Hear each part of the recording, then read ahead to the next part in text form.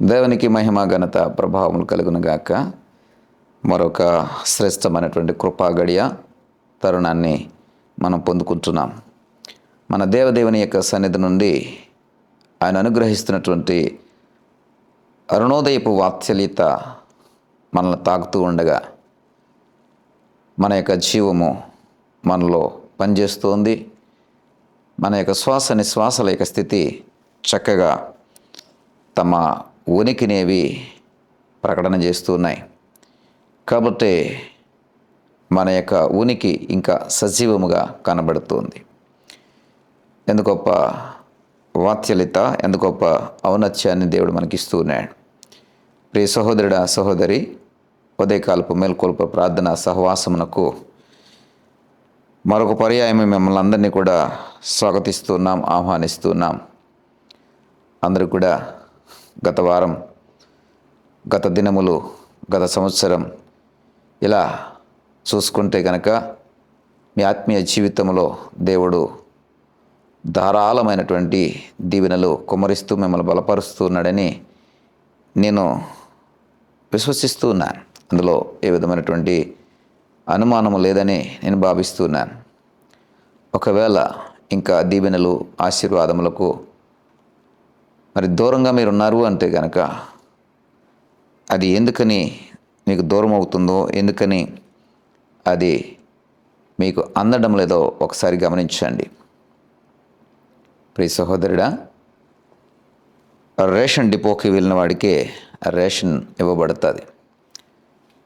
అలాగే నీకు కావలసిన వస్తువులు, నీకు కావలసినటువంటి సర్టిఫికేట్స్ ఆ యూనివర్సిటీ నుంచి తీసుకురావాలంటే నువ్వు వెళ్ళి ఆ సర్టిఫికెట్లను తెచ్చుకోవాల్సిన అవసరం ఉంటుంది. రేషన్లో లేదా depots, super markets, shopping malls, ఏదైనా సరే మీకు కావలసిన అన్నీ కూడా పొందుకోవాలంటే మీరు ఖచ్చితంగా వెళ్ళి తెచ్చుకోవాల్సి ఉంటుంది.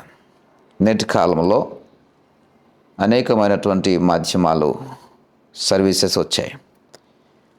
డోర్ దగ్గరికే ఈ యొక్క వస్తువులను పంపిణీ చేస్తున్నారు, డెలివరీ చేస్తున్నారు, సర్వీస్ చేస్తున్నారు.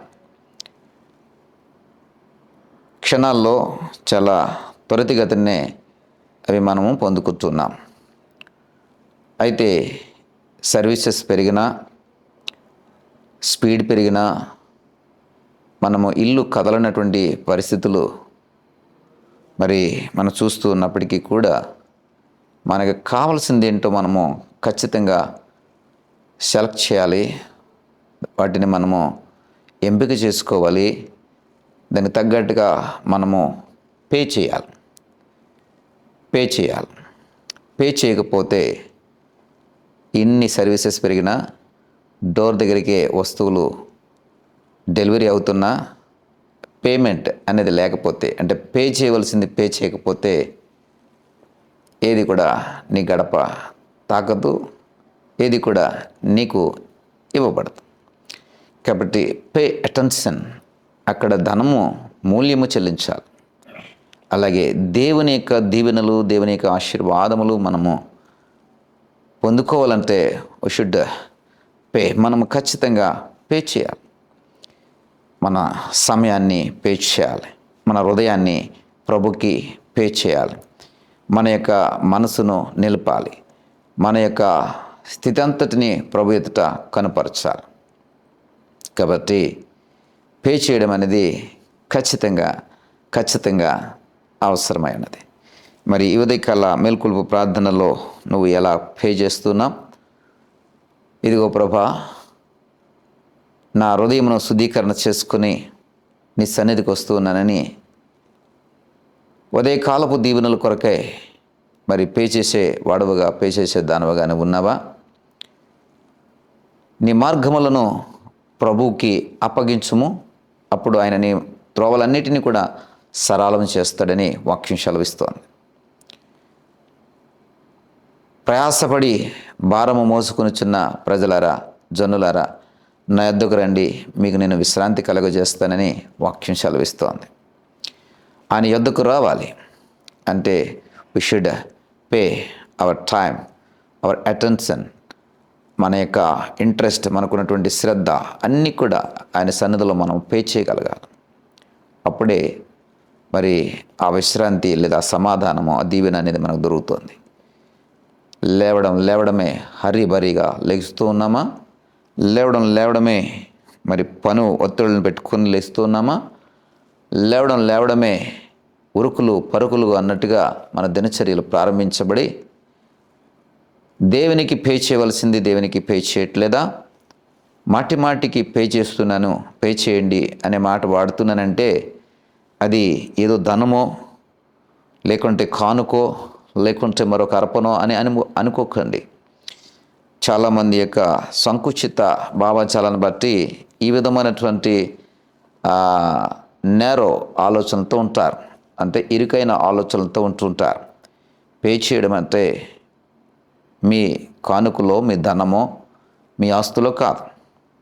మీ సమయాన్ని పే చేయాలి, మీ శ్రద్ధను పే చేయాలి, మీ హృదయమును పే చేయాలి, మీ మనసును పే చేయాలి.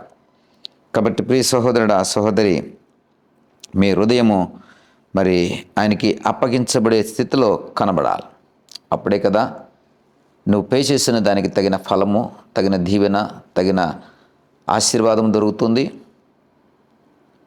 నీ ఇంటికి వచ్చినటువంటి డోర్ డెలివరీ నువ్వు పే చేసిన దానికి తగినట్టుగా అది నీకు ఇవ్వబడుతుంది.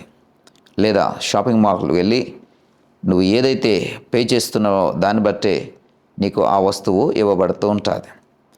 కాబట్టి ప్రియ సహోదరుడా, మనము పే చేసే దాన్ని బట్టే ఏదైనా ఫలము, ఏదైనా దీవెన, ఏదైనా ఆశీర్వాదం అనేది మనకు దొరుకుతుందన్న విషయాన్ని గమనించాలి. కాబట్టి మరొక మేల్కొల్పు ప్రార్థన సహవాసము మనకి దేవుడు ఇస్తున్నాడు. ఈ ఉదయకాల సమయంలో మనము ఏ విధంగా మన హృదయాన్ని చెల్లిస్తున్నాం, ఏ విధంగా మన సమయాన్ని చెల్లిస్తున్నాం, ఏ విధంగా మన యొక్క మనసును నిలుపుతూ ఉన్నాం, ఒకసారి ఆలోచన చేద్దామా? ఎందుకంటే అది పే చేయకపోవడం వల్ల, దానికి చూపించవలసిన శ్రద్ధ, దానికి చూపించవలసిన ఆసక్తిని మనం చూపించకపోవడం వల్ల రావాల్సిన దీవెనలు కొరవైపోతూ ఉన్నాయి. ప్రియ సహోదరుడా, సహోదరి, నువ్వు పే చేయకపోతే నీకు ఎలాగ వస్తాయి? పే చేయకపోతే నీకు ఎందుకు అతను ఆ వస్తువు ఇస్తాడు? పే చేయకపోతే ఎందుకు నీకు ఈ వస్తువులు నీకు ఇవ్వాలి? కాబట్టి ఆ అనుభవం నేర్చుకుందాం. ఏంటంటే పే చేసే అనుభవం, హృదయాన్ని పే చేసే అనుభవం, మన సమయాన్ని పే చేసే అనుభవం. ఇక నుండైనా మీ యొక్క క్రమాన్ని ఒక క్రమశిక్షణగా మార్చుకోవాలి. వాక్యమునకు తగిన సమయాన్ని పే చేసే విధంగా ఉండాలి. వాక్యము కొరకు మీ మనసును పే చేసేవారుగా ఉండాలి. ఇవి ఎంతో శ్రేష్టమైన మాటలు, ఎంతో ధన్యకరమైన మాటలు. ఇవి ఎంతో ప్రయాసపడుతుంటే ఈ మాటలు మీకు అందించబడుతున్నాయి. దేవుని యొక్క ప్రేరేపణ, దేవుని యొక్క ఆత్మ మాలో పనిచేస్తున్న దాన్ని బట్టే ఈ మేల్కొల్పు ప్రార్థన అనేటువంటి సహవాసాన్ని మేము ముందుకు తీసుకురాగలుగుతున్నాం. అలా కాని ఎడల మేము ఈ వీడియో చేయగలిగే వారం కాదు. ఈ దేవుని మాటలు మేము మీ ముందుకు తీసుకుని రాగలిగే వారం కూడా కాదు. కాబట్టి ఎంతో ప్రయాసతో, ఖర్చుతో, వ్యయముతో, భారముతో, శ్రమతో కూడినటువంటి, ఎంతో దర్శనంతో కూడినటువంటి, ఆసక్తితో కూడినటువంటి, అటెన్షన్తో కూడినటువంటి ఈ పరిచర్యలో నీవు పాలివాడవై తగిన ఫలం పొందుకోవాలని నేను దాసుడిగా ఆశిస్తున్నాను, స్వాగతిస్తున్నాను. అంతేకాదు, షేర్ చేయండి మీకు కావాల్సిన వారందరికీ, మీ గ్రూపుల్లో ఉన్న వారికి అందరికీ కూడా షేర్ చేయండి. ఈ విధంగా ఈ అటెన్షన్ని మీరు పే చేయగలిగితే దేవుడు తగిన ఫలాన్ని ఇస్తూ ఉంటాడు. ప్రియ సహోదరుడా, సహోదరి, ఈ మాటలు శ్రద్ధగా వినండి. అనుదినం ఉదయం 5 గంటలకు ఈ పరిచర్య ద్వారా మిమ్మల్ని పలకరించడానికి, వాక్యంతో మిమ్మల్ని బలపరచడానికి మేము ముందుకు వస్తున్నాం. మీ దైవజనుడు మరి ఈ విధంగా మీ పట్ల శ్రద్ధను, ఆసక్తిని కలిగి ఉండి ఈ పరిచర్యలోనికి మిమ్మల్ని స్వాగతిస్తూ ఉండగా మీ యొక్క జీవితాన్ని మార్చుకునే తొలి అడుగును మీరు వేయాలని నేను ప్రేమపూర్వకంగా మనవి చేస్తున్నాను. ఈ తొలి అడుగు అనేక మైలురాళ్ళు దాటి సుదీర్ఘమైనటువంటి ప్రయాణంలో సరైనటువంటి గమ్యానికి నువ్వు చేర్చబడినట్లు ఈ మాటలను స్వీకరించు. దేవుడు నేను సమృద్ధిగా దీవించునుగాక. చిన్న ప్రార్థన మీ కొరకు చేస్తాను. దయగల తండ్రి, కృపగలిగిన దేవా, అవును ప్రభా, మేము పే చేసేవారుగా ఉండగలగాలి. మా హృదయాన్ని, మా సమయాన్ని, మా అటెన్షన్ని, మా శ్రద్ధను, మా ఆసక్తిని, ఆ జిజ్ఞాసను, కుతూహలమును పే చేసేవారంగా ఉండాలి. అప్పుడే దానికి తగిన ఫలము, రిజల్ట్ మేము చూడగలుగుతాం. ఇదిగో ప్రభా, అనాసక్తిగానో, యాదృచ్ఛికంగానో, కాలయాపనగానో, టైంపాస్గానో ఈ వాక్యాలు మేము వినడం కాదు నాయన. మేము పే చేసి దాన్ని శ్రద్ధగా సద్వినియోగపరుచుకునే అలవాటును మేము నేర్చుకోవడానికి సరైనటువంటి క్రమమును మాకు నేర్పండి. ఇది తీర్మానంలో ఉన్న ప్రతి బిడ్డను దీవించి ఆశీర్వదించి నీ మేలులతో నింపమని నా ప్రభువును, ప్రియరక్షకుడైన యేసు నామమును బట్టి అడిగి వేడుకుంటున్నాం తండ్రి. ఆమేన్.